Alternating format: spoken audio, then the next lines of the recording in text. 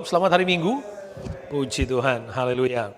Dan Anda yang beribadah bersama dengan kami, selalu senang bersama dengan Anda, sekalipun Anda di tempat yang terpisah dengan kami, tapi Tuhan Yesus yang ada di sini, Tuhan Yesus yang sama, yang bersama-sama dengan saudara, puji Tuhan.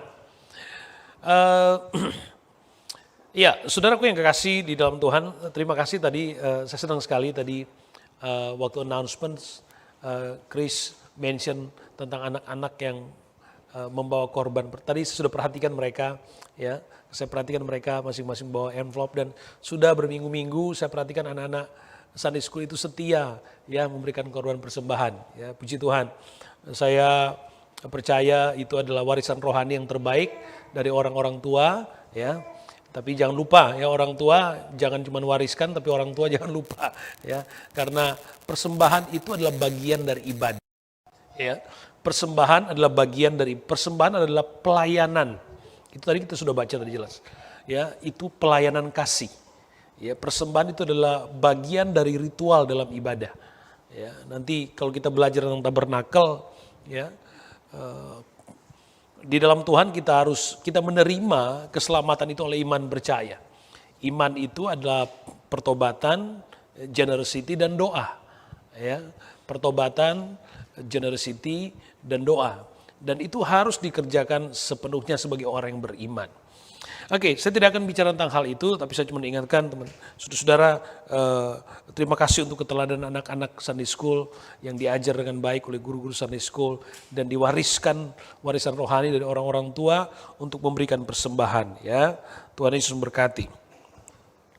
Oke, saudara, hari ini kita akan sedikit bicara tentang Naaman, perjalanan rohani dari seorang yang bernama Naaman. Dan saya percaya semua sudah familiar dengan kisah Naaman, tapi saudara, kita akan melihat bahwa Tuhan selalu berbicara dengan banyak cara, ya. Dan kita percaya Alkitab adalah firman, dan firman itu adalah pribadi Allah sendiri, ya. Dan Alkitab katakan bahwa setiap tulisan yang diilhamkan oleh Roh Kudus itu berguna untuk mengajar, mendidik, membangun, mengubahkan. Nah, ada banyak cara ketika Yesus hendak menyampaikan hati dan kehendaknya kepada umat-umatnya. Dan kita bisa melihat di dalam Alkitab begitu banyak perumpamaan yang Yesus ambil untuk menyatakan sesuatu. Ada banyak hal-hal penting yang disampaikan oleh Yesus dengan cara yang berkenan kepada Tuhan. Termasuk kita menemukan begitu banyak kisah di dalam Alkitab, saudara, yang dipilih oleh Tuhan, yang diilhamkan oleh Roh Kudus untuk menceritakan tentang Tuhan, ya, untuk kita yang mendengar, yang menerima, dapat mengerti, memahami. Oh, maksud Tuhan ini ternyata yang ini. Kehendak Tuhan ternyata ini. Nah, demikian juga sekalipun bahwa kisah, perumpamaan, dan banyak pernyataan-pernyataan firman Tuhan yang mungkin berulang-ulang kali kita baca, berulang-ulang kali kita dengar, tapi kita percaya bahwa firman Tuhan selalu memiliki makna yang baru. Amin. Dia selalu memiliki makna yang baru dan dia selalu hadir dalam konteks yang sesuai dengan kebutuhan umat-umat Tuhan, kebutuhan orang-orang yang rindu akan Tuhan. Oke, hari ini kita akan sedikit bicara tentang Naaman seperti yang saya sudah sampaikan di Gold Coast juga tadi pagi. Mari kita buka di dalam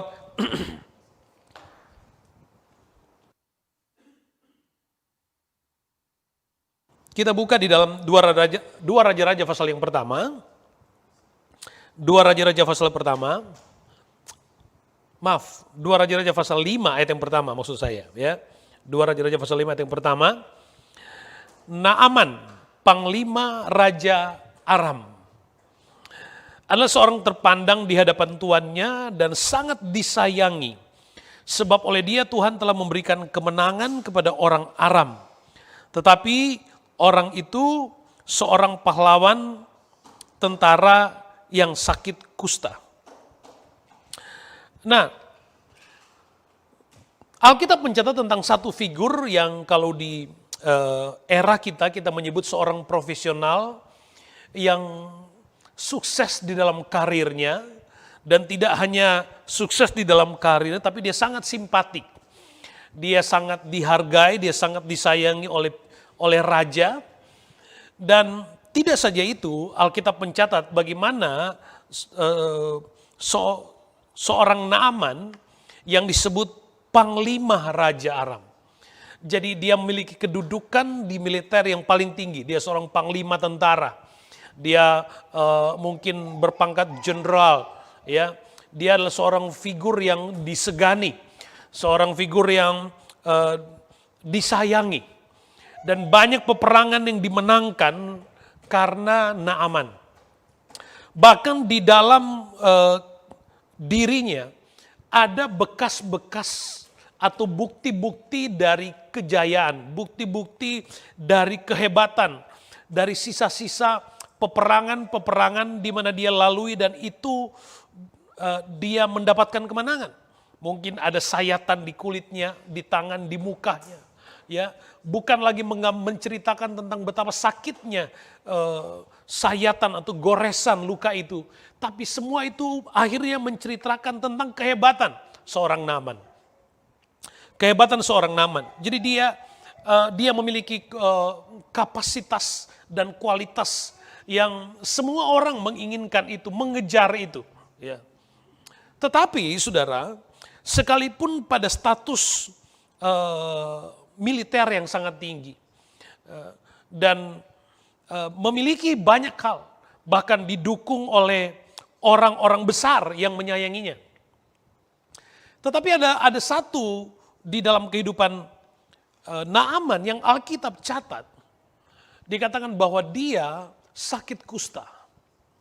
Saudara bayangkan, ya, kejayaan seorang profesional, kehebatan seorang profesional yang disupport dengan banyak hal. Sebagai seorang yang disayang oleh raja, tentu dia mendapatkan treatment dari tabib-tabib yang terbaik pada zaman itu. Tapi ternyata kejayaan atau kapasitas dirinya dengan status sosial dan birokrasi yang sangat tinggi itu tidak menjamin. Bahkan bukan saya tidak menjamin, tapi justru juga tidak dapat menolongnya, menyembuhkannya.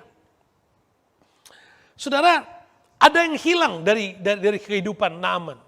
Artinya apa gunanya dia memiliki kapasitas dan kualitas hidup yang seperti itu, tetapi sesungguhnya dia tidak dapat menikmati itu. Karena ada yang hilang. Iblis mencuri, merampas suasana itu. Ya. Sebab tujuan dari musuh rohani adalah datang mencuri dan membunuh. To kill, to destroy, Alkitab katakan. Jadi saudara yang kekasih di dalam Tuhan, kita akan melihat satu pemaknaan yang ingin dijelaskan oleh firman Tuhan di dalam hidup saya dan saudara pada hari ini. Bahwa sekalipun seorang Naaman yang memiliki semuanya, tapi semua yang dia miliki tidak dapat menyelesaikan apa yang ada di dalam dirinya. Gak bisa. Sehingga saudaraku yang kekasih di dalam Tuhan, dengan segala usaha yang dia lakukan, lalu kemudian Alkitab mencatat mulai ayat yang kedua, bahwa orang Aram pernah keluar bergerombolan dan membawa tertawan seorang anak perempuan dari negeri Israel. Ia menjadi pelayan pada istri Naaman. Ada seorang tawanan Israel yang kemudian tinggal di rumah Naaman menjadi pelayan dari istri Naaman. Anak perempuan yang adalah tawanan dan pelayan, kalau kita bandingkan status sosialnya yang begitu sangat jauh banget. Dan anak ini tinggal di keluarga Naaman dan melayani istri Naaman. Perhatikan baik, dia tidak saja melayani kehadirannya di dalam keluarga, tidak hanya melayani pekerjaan-pekerjaan pelayanan sosial, tidak. Tetapi ada peran dalam pelayanan rohani yang sangat besar.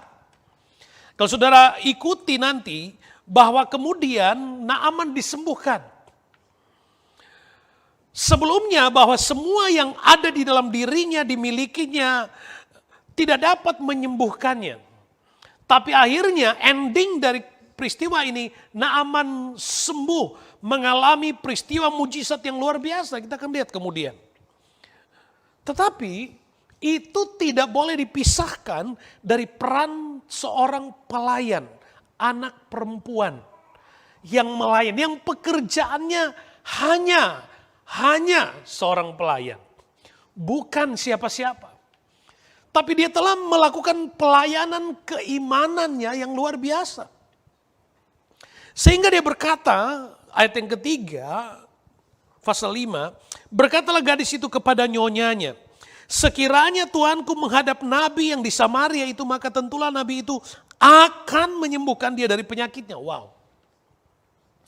Sekalipun dia hanya seorang pelayan, sekalipun dia tertawan, tetapi itu suasana itu tidak mengubah imannya. Tidak mengubah iman. Artinya hal-hal fisik yang terjadi di dalam dirinya tidak merubah iman dan keyakinannya. Lalu kemudian dikatakan kepada istri dari Naaman, sekiranya tuanku Naaman datang ke Samaria, maka di sana ada seorang nabi dan dia pasti dapat menyembuhkannya. Saudara, anak perempuan pelayan ini sekali lagi, dia memiliki iman yang luar biasa, sekalipun pada tingkat sosial yang rendah mungkin, kalau kita bisa susun stratanya. Dan pelayanannya memberi dampak yang besar di akhir kehidupan Naaman dengan peristiwa mujizat yang besar. Alkitab ingin menceritakan bahwa jangan pernah meremehkan seorang messenger. Jangan pernah meremehkan betapa sederhananya seseorang yang dipilih oleh Tuhan untuk menjadi bagian dari hidupmu untuk menyampaikan pesan Tuhan dalam hidupmu. Jangan pernah meremehkan. Saudara bisa membayangkan lalu kemudian Naaman waktu dia pulang, dia sembuh, dia pulang, dia datang di rumah, dia temui anak perempuan ini, apa yang terjadi? Alkitab tidak ceritakan. Tapi kita bisa membayangkan bagaimana suasana itu, bagaimana Naaman menghargai. Kalau bukan kamu yang kasih tahu, mungkin gak ada cerita ini. Makanya jangan pernah meremehkan seseorang yang menyampaikan firman Tuhan. Dan jangan pernah melihat latar belakang. Artinya latar belakang seseorang menyampaikan firman, jangan pernah mempengaruhimu sehingga kemudian kita kehilangan kesempatan untuk menikmati pesan. Sebab kita terlalu berfokus kepada hal-hal yang tidak penting lainnya. Jadi saudaraku yang kasih, Tuhan bisa pakai siapapun dalam posisi apapun untuk menjadi cara Tuhan mengingatkan kita. Mengingatkan tentang Tuhan. Alkitab juga tidak berbicara bahwa seolah-olah hanya dengan predikat tertinggi, besar dan famous, lalu kemudian kita bisa mendapatkan berkat dan jawaban. No. Orang yang ada di sekitarmu yang mungkin Anda pikir atau kita pikir lebih rendah secara sosial dari hidupmu, tapi dia bisa dipakai oleh Tuhan menjadi cara Tuhan untuk membawamu, untuk mengingatkanmu kepada pengalaman mujizat yang besar. Hormati orang-orang yang ada di sekitarmu yang dengan sengaja Tuhan taruh hadir di dalam hidupmu. Amin.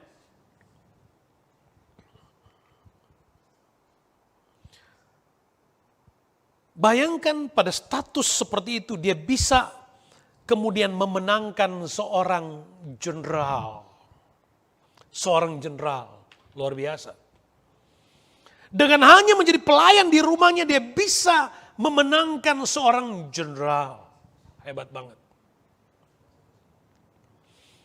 Demikian juga kalau kita lihat ada kisah yang lain. Di dalam kisah yang lain kalau kita lihat di dalam Yohanes pasal yang keempat, saudara. Yesus dan perempuan Samaria. Alkitab mencatat, Yohanes pasal 4 ayat 39, banyak orang Samaria dari kota itu telah menjadi percaya kepadanya karena perkataan dari perempuan itu yang bersaksi, ia mengatakan kepadaku segala sesuatu yang telah kuperbuat. Sederhana pesannya. Perempuan Samaria ini hanya datang di Samaria dan dia menyampaikan berita yang sederhana. Hey, ada orang yang tahu persis siapa saya. Tahu persis semua yang saya lakukan. Tapi dia membawa pesan itu setelah dia menerima air kehidupan yang dari Tuhan. Kalau saudara baca sebelumnya. Padahal perempuan ini status sosialnya sangat tidak simpatik. Sebab ketika dia bertemu dengan Yesus, Yesus berkata bahwa yang hidup bersama denganmu sudah laki-laki yang keenam. Tidak simpatik, secara moral dia tidak simpatik. Tetapi demikian dia diubahkan Tuhan, lalu kemudian dia menjadi seorang penginjil yang hebat sampai kota di mana dia tinggal, orang-orang bisa percaya kepada Tuhan.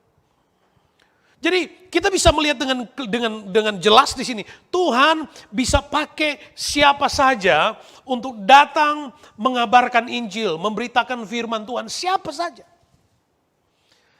Dan Alkitab juga ini menegaskan kalau orang lain dengan status dan suasana posisi seperti itu, Tuhan bisa pakai menjadi alat Tuhan untuk menyampaikan berita firman Tuhan. Apalagi kita, apalagi Anda memiliki kesempatan, memiliki kualitas yang sangat dimungkinkan untuk menjadi bagian satu dengan yang lain dari tujuan Tuhan di dalam hidup kita. Itulah maka kita disebut sebagai keluarga. Karena hidup saya menjadi bagian dari kehidupan saudara. Hidup saudara menjadi bagian dari kehidupan saudara. Dan itu gak bisa dihapus. Ada banyak chapter di kehidupan saya yang diisi oleh saudara. Kita saling memenuhi pada bagian itu. Dan mari kita berperan dalam pelayanan keimanan kita.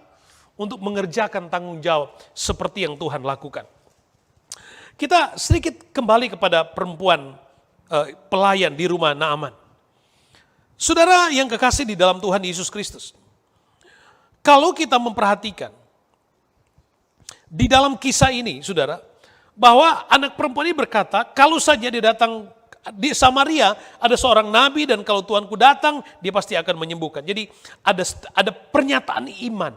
Ya, ada pernyataan, dia tahu persis nabi, seorang nabi Tuhan yang dipakai Tuhan.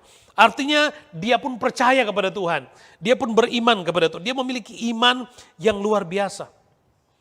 Tapi kalau sudah lihat kisahnya, waktu dengar itu diterima oleh Naaman. Tapi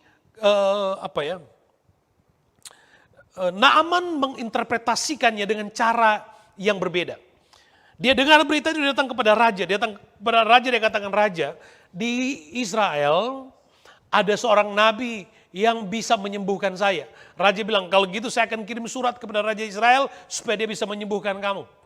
Ada proses yang formal yang dilakukan dan dengan harapan kalau dilakukan lebih formal maka peristiwa itu atau kesempatan untuk kesembuh itu mungkin lebih besar. Tapi justru tidak seperti itu. Waktu surat Raja Aram sampai ke Raja Israel, justru apa yang terjadi? Marah tuh raja. Artinya ada banyak pesan-pesan Tuhan sebenarnya sederhana, to the point, ya. Tetapi banyak kali kita terjebak pada proses-proses formal yang coba kita pilih. Sebab kita berpikir kalau begini mungkin lebih bagus, lebih baik. Padahal pesannya jelas. Kalau kamu datang, kamu ke Samaria, bertemu dengan seorang nabi di sana, dengan Elisa, kamu pasti sembuh, sederhana. Tapi banyak kali manusia gagal atau salah menerjemahkan apa maksud Tuhan. Sehingga kita coba masak kembali itu.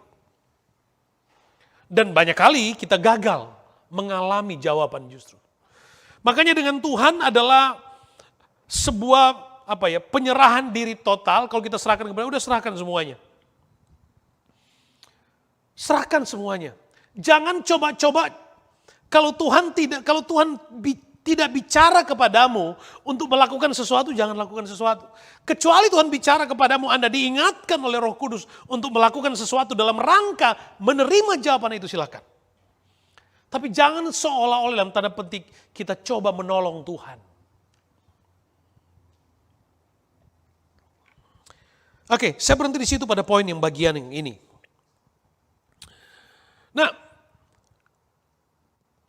Lalu kemudian saudara, di pasal yang kelima, pasal yang sama, ayat yang kelima dikatakan begini. Waktu raja menerima surat, maka jawab Raja Aram, baiklah pergilah dan aku akan mengirim surat kepada Raja Israel. Lalu pergilah Naaman membawa sebagai persembahan 10 talenta perak, 6.000 sikal emas dan 10 potong pakaian. Naaman akhirnya pergi. Tapi waktu dia datang, Raja Israel justru marah. Ya, padahal dia bawa persembahan banyak. Ayat yang ke-8. Segera sesudah didengar Elisa, abdi Allah itu, bahwa Raja Israel mengoyakkan pakaiannya. Waktu Elisa dengar Raja Israel itu marah, dikirimnya pesan kepada Raja, bunyinya, mengapa engkau mengoyakkan pakaianmu? Mengapa engkau mengoyakkan pakaianmu? Biarlah ia datang kepadaku supaya ia tahu bahwa ada seorang nabi di Israel. Kemudian datanglah Naaman dengan kudanya dan keretanya lalu berhenti di depan pintu rumah Elisa. Waktu Naaman datang dari Aram, dia datang dengan persiapan yang sangat lengkap. Ya, ada proses diplomatiknya di situ. Dia bahkan membawa korban persembahan yang banyak sebagai hadiah. Jadi ada proses formal yang ingin dilakukan di situ. Waktu Elisa dengar bahwa Raja marah, Elisa dengar bahwa ada Naaman yang butuh disembuhkan. Elisa katakan, kirim orang itu ke saya, biar orang itu tahu bahwa ada Tuhan di Israel.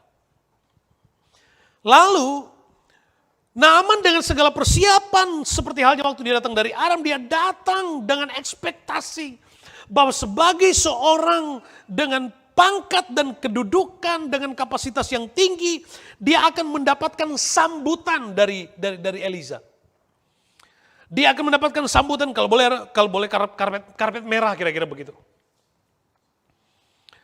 Dia berharap akan ada suasana yang sangat formal di situ, suasana bagaimana dia disambut, kemudian orang-orangnya juga disambut dengan baik. Tapi kita mendapati apa yang terjadi? Elisa sedang memperkenalkan tentang Tuhan, bahwa yang diagungkan Tuhan, yang ditinggikan Tuhan, bukan manusianya, Tuhannya. Elisa sedang memperbaiki cara pandang, cara beriman dari Naaman. Bahwa kalau engkau butuh Tuhan, Tuhan harus menjadi tujuanmu, bukan manusia. Manusia hanya menjadi alat. Sebab saya katakan tadi di awal, Tuhan ingin berbicara kepada kita dengan cara yang sesuai dengan kehendak Tuhan. Tuhan bisa pakai perumpamaan, Tuhan bisa pakai kisah seperti ini. Demikian juga saudara, ketika Tuhan memilih untuk menyampaikan sesuatu kepada kita, ada pesan penting di sini. Supaya ketika kita benar-benar membutuhkan pertolongan Tuhan, maka tujuan kita yang sesungguhnya haruslah Tuhan. Itu yang Elisa bangun. Sehingga waktu Naaman mau datang, yang Elisa hanya katakan begini, suruh orang itu membenamkan dirinya di Sungai Yordan. Suruh orang itu membenamkan dirinya di Sungai Yordan. Ayat yang ke-10. Elisa menyuruh seorang suruhan kepadanya, pergilah mandi 7 kali dalam Sungai Yordan, maka tubuhmu akan pulih kembali sehingga engkau menjadi tahir. Wow. Pesan yang sangat keras, tapi jelas sekali pesannya.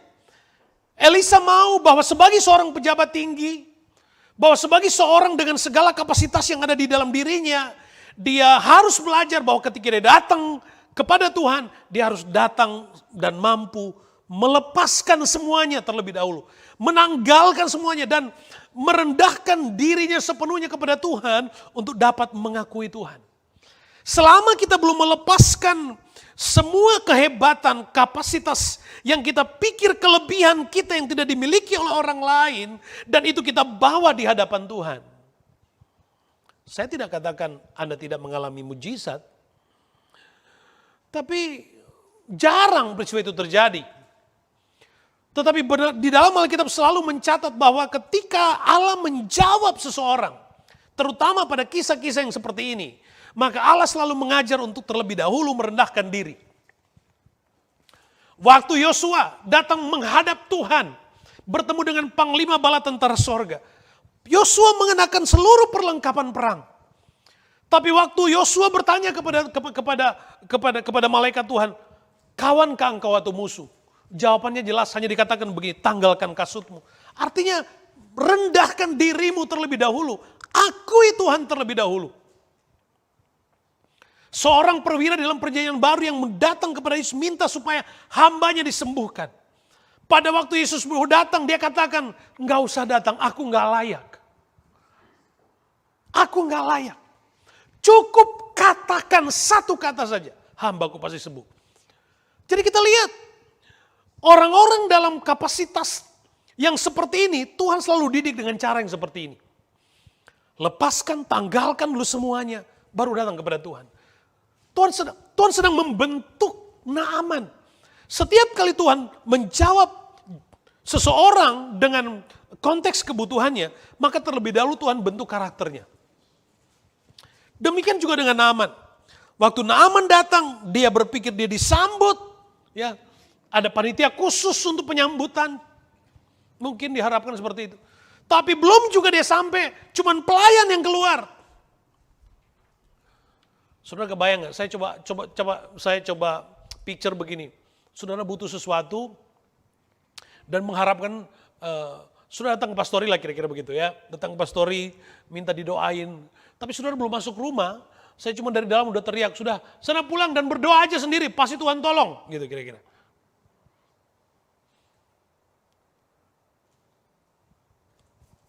Mungkin apa yang terjadi dengan pikiran kita?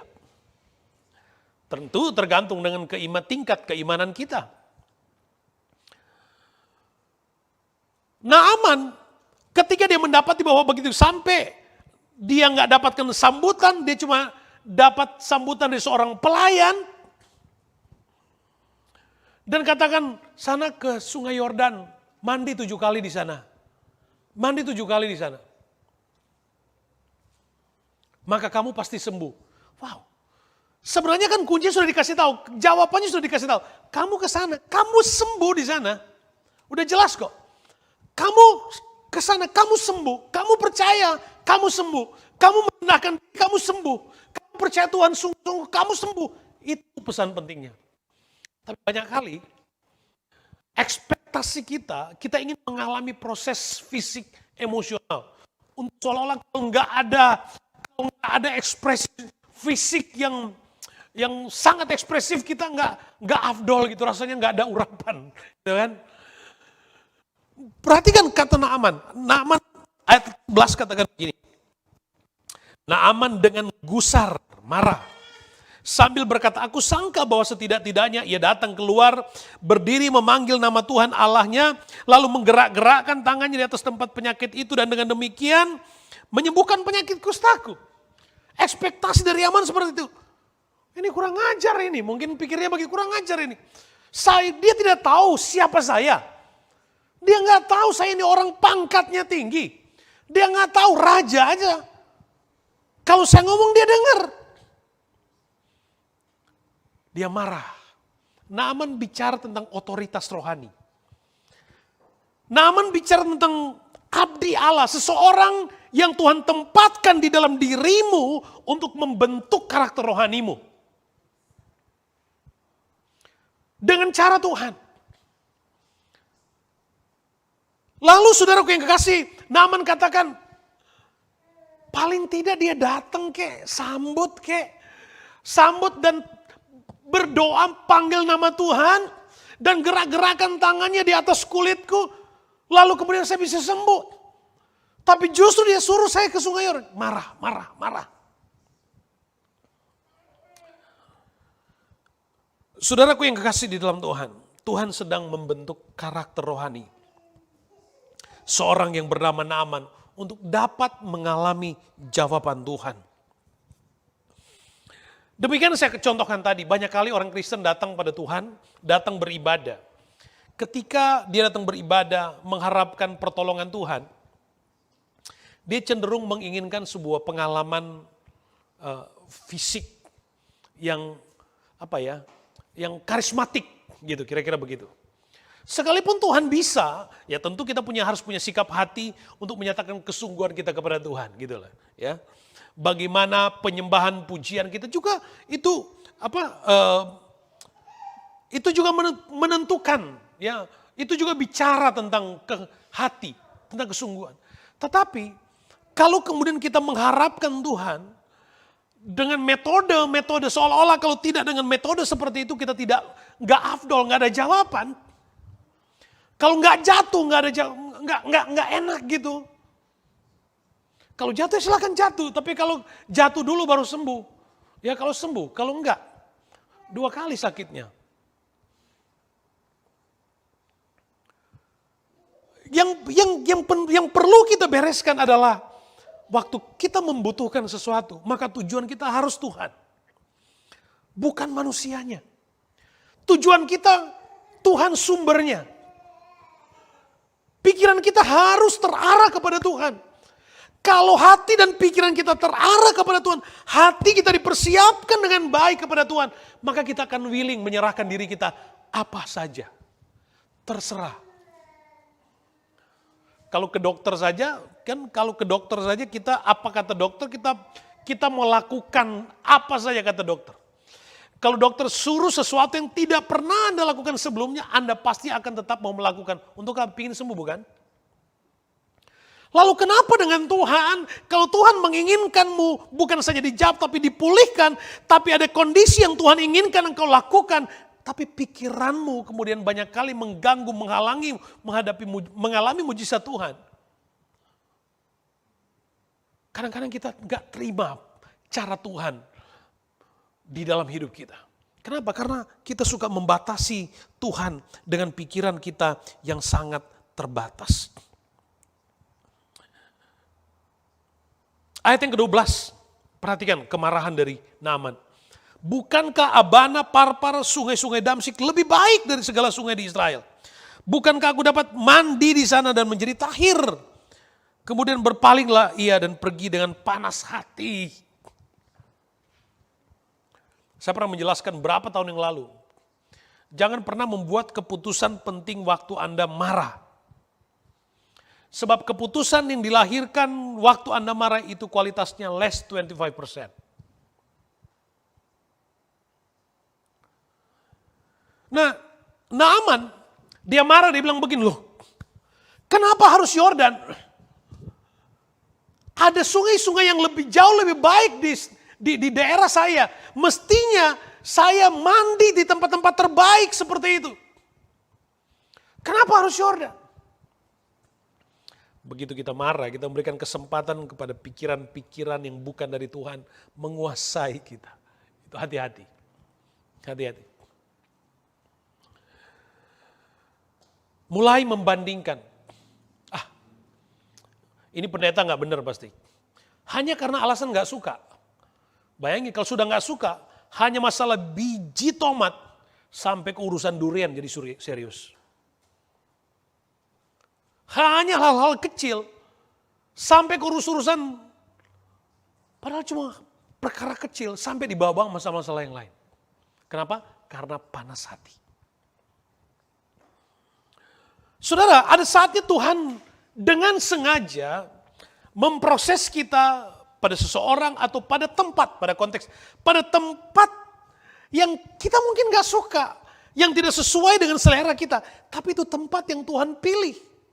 Tuhan katakan, pesan Elisa jelas, suruh orang itu ke sungai Yordan dan dia harus mandi 7 kali, benamkan diri 7 kali dan dia akan sembuh. Itu tempat, itu Elisa sudah ngomong loh. Dia datang jauh-jauh pingin ketemu.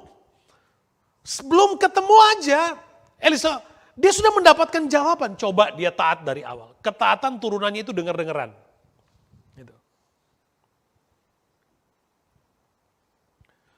Saudara yang kekasih di dalam Tuhan Yesus Kristus. Yordan. Yordan bicara tentang tempat yang dipilih Allah. Yordan bicara milik Tuhan. Kalau saudara pelajari Yordan, di setiap peristiwa yang Alkitab munculkan Yordan, itu selalu ada peristiwa mujizat. sampai kepada baptisan Yesus. Itu selalu ada peristiwa-peristiwa luar biasa di situ. Mungkin tidak lebih baik nampaknya dibandingkan sungai yang lain.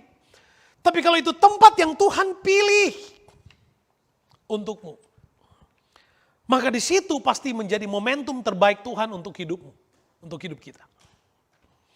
Yordan juga bisa bicara tempat ibadah. Yordan bisa bicara tempat seperti kita, gereja bisa.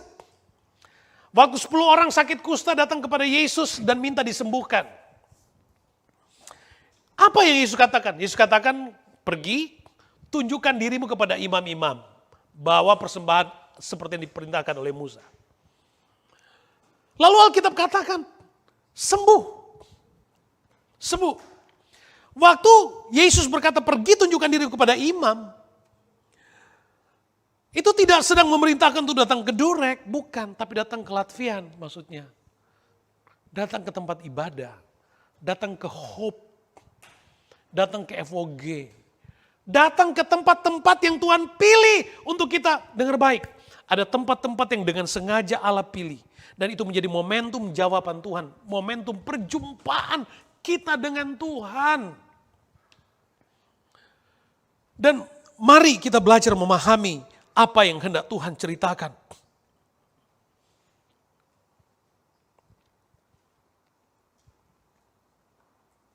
Roma 10 ayat 3, sebab oleh karena mereka tidak mengenal kebenaran Allah dan oleh karena mereka berusaha mendirikan kebenaran mereka sendiri, maka mereka tidak takluk kepada kebenaran Allah. Hati-hati.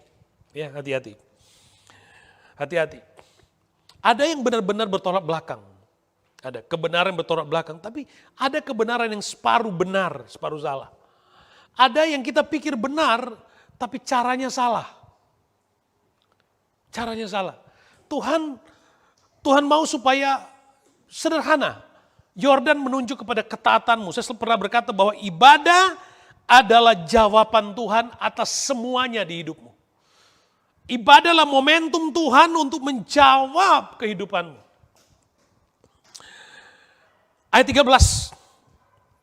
2 Raja-Raja 5 13. Untung saja. Naaman punya pegawai-pegawai atau teman-teman orang-orang yang terdekat, yang baik, yang positif, yang cara berpikirnya benar, yang hatinya sesuai dengan hati Tuhan. Jadi waktu Naaman marah, waktu Naaman bersikap seperti itu, bayangkan capek-capek dari Aram dia marah, ada orang yang hatinya tenang. Orang-orang ini katakan kepada Naaman, perhatikan ayat 13, pegawai-pegawainya datang mendekat serta berkata kepadanya, Bapak, seandainya Nabi itu menyuruh perkara yang sukar kepadamu, bukankah Bapak akan melakukannya? Apalagi sekarang, ia hanya berkata kepadamu, mandilah dan engkau akan menjadi tahir. Ini persoalannya. Banyak kali kita terlalu mempersulit apa yang sederhana. Kita selalu yang sederhana tapi kita bikin susah. Pesan firman Tuhan itu sederhana. Taat, tunduk, dengar-dengaran, selesai. Tapi itu diformalkan, kemudian diinterpretasikan terlalu jauh, terlalu dalam. Akhirnya kita kehilangan momentumnya.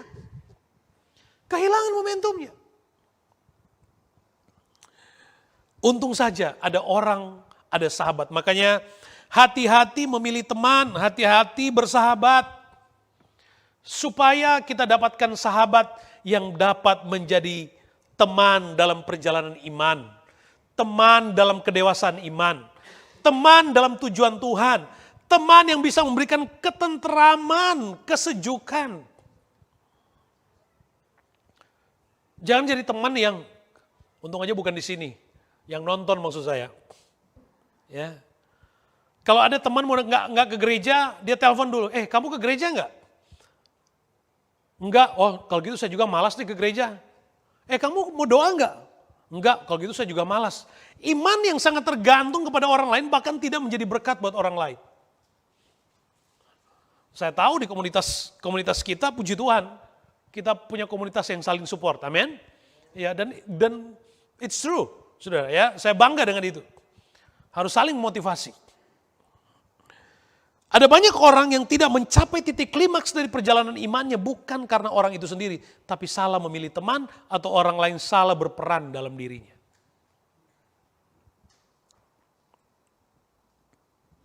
Akhirnya Naaman sadar. Naaman akhirnya sadar. Wow, Naaman sadar. Iya juga ya. Coba kalau disuruh koprol-koprol, daripada disuruh koprol-koprol, ini suruh mandi ya. Iya lah, lebih enak mandi tuh. Sadar, oh iya juga ya. Cuman disuruh sana ke Sungai Yordan, sana ke tempat yang Tuhan pilih, sana ke gereja sana. Sudah dengar baik, banyak kali jawaban Tuhan dalam hidup kita bukan tentang nanti waktu pendeta tumpang tangan secara khusus, bukan. Banyak kali jawaban itu terjadi waktu Anda datang beribadah kepada Tuhan. Jadi itu menjadi penting. Supaya hidupmu bergantung kepada Tuhan. Bergantung kepada Tuhan. Ayat 15, kemudian kembalilah ia dengan seluruh pasukannya, ayat 14. Maka turunlah ia membenamkan dirinya 7 kali dalam Sungai Yordan. 7 kali, 7 bicara tentang sempurna. Minggu lalu saya bicara tentang titik klimaks. Bicara tentang doa sampai klimaks. Itu penting ya. Benamkan dirinya 7 kali dalam Sungai Yordan. Sesuai dengan perkataan abdi Allah. Sesuai. Enggak separuh-separuh. Artinya dia taat, dia dengar-dengeran. Dia benar-benar dengar-dengeran. Taat, dia lakukan persis seperti. Ya. Kadang-kadang kan kalau kita minta pelayanan atau apalah. Kadang-kadang, bukan di prison. Belum baru ngomong satu, kita udah terima ngomongan yang lebih banyak. Baru juga mau ngomong, belum juga pada tujuannya, sudah no duluan. Gimana kita ngalamin?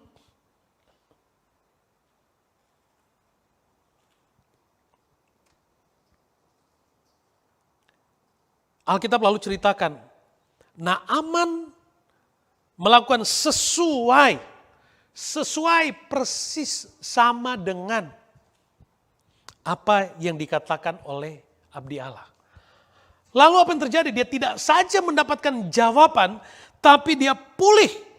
Pulihlah tubuhnya kembali seperti apa? Seperti seorang anak dan ia menjadi tahir. Kalah itu Korean makeover, kalah. Saudara, kalah. Naaman karena ketaatan dan ketundukannya kepada otoritas firman, dia membuka diri untuk Tuhan bekerja di dalam dirinya. Dia berani lepaskan keakuannya, lepaskan statusnya di hadapan Tuhan. Dia mengalami mujizat. Dia tidak saja sembuh, tapi bayangin. Bekas luka-luka sayatan tadi hilang tiba-tiba. Saudara, saya membayangkan saya membayangkan tiba-tiba siapa ya, Bapak Mario kulitnya tiba-tiba kayak Ethan, ya kira-kira gitu. Pulih kayak gitu, luar biasa banget. Jadi poinnya di sini, jangan tiba-tiba kemudian saudara lompat di Brisbane River 7 kali dan mengharapkan kulit kayak Ethan ya, bukan kayak gitu saudara. Tapi mungkin juga saya membayangkan gini, pegawai-pegawainya Naaman, waktu Naaman keluar sembuh, mereka juga kaget. Ada yang coba-coba mungkin lompat, pingin melakukan hal yang sama. Tapi enggak bisa. Kenapa? Karena Tuhan selalu punya cara yang berbeda kepada setiap orang. Ya, jangan melakukan praktek iman hanya dasar karena orang lain lakukan, kita lakukan. Harus karena tindakan iman. Ya, melakukan karena Tuhan. Puji Tuhan. Dan apa yang terjadi kemudian? Naaman yang sudah look like baby, saudara, kulitnya, ya. Ayat 15 katakan begini, kemudian kembalilah ia dengan seluruh pasukannya kepada abdi Allah itu. Setelah sampai, tampillah ia ke depan Elisa dan berkata, sekarang aku tahu bahwa di seluruh bumi tidak ada Allah kecuali di Israel, karena itu terimalah kiranya suatu pemberian dari hambamu ini. Tujuan dari pembentukan karakter Naaman ada di sini. Kalau dia masih datang dan dihargai, disambut dan dihargai berdasarkan kapasitas dirinya sebagai dengan status sosialnya yang tinggi, mungkin perkataan ini nggak keluar, nggak muncul tuh. Pengakuan ini gak muncul. Tapi ketika dia benar-benar melepaskan, menanggalkan semuanya, lalu dia mengalami jawaban dan pemulihan, akhirnya dia sadar, iya, Tuhan itu benar. Dia datang kepada Elisa, tadinya dia marah banget sama Elisa, tapi dia datang kepada Elisa bilang, aduh Elisa thank you banget, terima kasih banget. Gitu. Ternyata hanya di Israel yang adalah Tuhan yang benar. Tujuan Tuhan di setiap perjalanan hidup kita supaya kita dapat menjadi orang-orang yang dapat mengakui Tuhan. Itu sebenarnya. Tuhan ingin mendapatkan pengakuan yang murni dari hidup kita di dalam atau melalui peristiwa apapun di hidup kita untuk kita mau berkata Tuhan. Sepanjang kita masih mengandalkan kekuatan kemampuan diri kita, sukar kalimat-kalimat ini muncul. Hanya orang yang mengalami penundukan diri penuh kepada Tuhan yang sanggup berkata, Tuhan, terima kasih, Engkau Allah yang hebat. Engkau Allah yang luar biasa. Engkau Allah yang dahsyat. Naaman pulang dengan ucapan terima kasih kepada Tuhan. Dia membawa korban. Sekalipun pada konteks ini Elisa tidak menerimanya. Karena Tuhan punya cara yang berbeda pada peristiwa yang lain. Pada peristiwa yang lain Jana Sarfat justru sebaliknya. Tapi poin pentingnya adalah sikap hati datang kepada Tuhan. Dan bukti dari sikap generosity kita kepada Tuhan. Dan kita coba melakukan itu di gereja kita melalui pelayanan misi kita yang membantu banyak orang.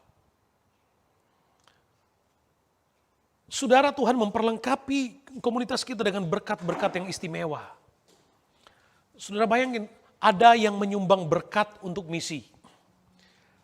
Tuhan tanam di komunitas kita ada arsitek yang tukang gambar gerejanya atau rumahnya. Tuhan baik banget. Kalau ada rumah atau pastori gereja mau digambar, saya bilang, Pak Mario tolong gambar ini ada ukurannya begini. Siap Om. Hanya dalam 2 hari kita sudah punya gambar. Sudah punya gambar, kirim. Tuhan itu luar biasa banget. Istimewa banget. Istimewa banget. Saudara yang kekasih di dalam Tuhan. Alami Tuhan sesuai dengan pengakuan iman kita. Kalau kita mengakui Tuhan sebagai Allah yang besar, alami kebesaran Allah. Kalau kita mengakui Tuhan yang sumber jawaban, alami Tuhan memberi jawaban dalam hidup kita. Kalau kita mengakui Tuhan sebagai tabib di atas segala tabib, alami Tuhan sebagai dokter di atas segala tabib. Alami kebesaran Tuhan di dalam hidup kita. Belajar dari perjalanan iman dari Naaman. Dia taat, dia tunduk, dia melepaskan semuanya untuk datang kepada Tuhan. Dan Tuhan melakukan perkara yang dahsyat. Tidak hanya menerima jawaban, tapi dipulihkan. Perhatikan baik. 1 orang yang disembuhkan dari antara 10 orang yang sakit kusta. 10 orang itu by the way semua sembuh. Tapi 1 orang yang kembali kepada Tuhan, tahu mengucap syukur kepada Tuhan, dia mengalami pengalaman yang berbeda. Ini penting untuk saudara pahami. Sekali lagi, 10 orang itu sembuh. Tetapi 1 orang yang kembali ini, Alkitab katakan dia dipulihkan. Dipulihkan di sini artinya dia tidak saja sembuh tapi bekasnya masih ada. Orang yang sakit lepra, ada jari-jari tangan yang hilang. Ada bagian di kulit mukanya yang hilang. Hidungnya mungkin, mulut, bibir, ada yang hilang. 10 orang itu sembuh artinya kering mungkin, sembuh. Tapi sisa-sisa luka itu masih ada. Tapi 1 orang yang kembali, Tuhan katakan pulih. Apa yang terjadi? 1 orang yang datang kembali kepada Tuhan, jari yang hilang tumbuh lagi. Bagian-bagian tubuhnya yang hilang tumbuh sempurna kembali. Itulah cara Tuhan seperti Naaman. Ada bekas-bekas luka dari sisa-sisa perang. Tapi waktu Tuhan pulihkan karena dia taat dan tunduk kepada Tuhan, semuanya pulih. Seperti kulit bayi, Alkitab katakan. Itu janji Tuhan buat kita. Waktu kita belajar mengenali Tuhan dengan benar. Berani datang kepada Tuhan dengan apa adanya kita, melepaskan hidup kita penuh kepada Tuhan. Tuhan menjawab Yosua dengan, tanggalkan kasutmu, rendahkan dirimu. Terjadi pemulihan yang besar. Kita bangkit berdiri bersama. Saya berdoa supaya kita, umat-umat Tuhan, bisa mengerti apa sesungguhnya yang Tuhan hendak lepaskan, ceritakan, firmankan untuk hidup saya dan saudara. Mari alami Tuhan sesuai dengan pengakuan iman kita. Alami Tuhan sesuai dengan apa yang kita imani. Mari saudara, saya senang kita nyanyi lagu yang kita nyanyi tadi. Here I am to worship. Haleluya, puji Tuhan.